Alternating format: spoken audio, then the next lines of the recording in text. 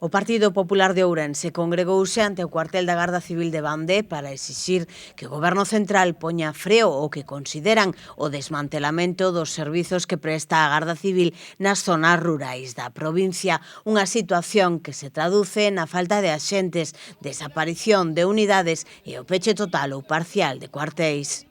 O Partido Popular volve estar aquí para manifestar o seu total rexeitamento á decisión do Goberno Central do peche dos cuartéis na provincia de Ourense. Non podemos permitir un agravio máis ao noso rural.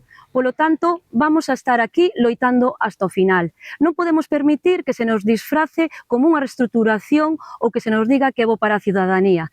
Non podemos enganar a ninguén nin os veciños.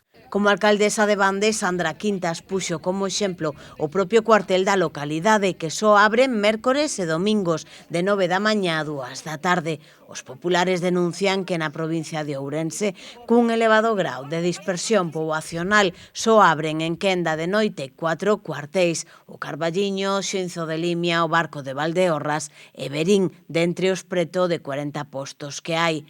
Así, case a totalidade dos cuartéis permanecen pechados, con atención presencial durante 5 horas pola mañá, 2 ou 3 días a semana.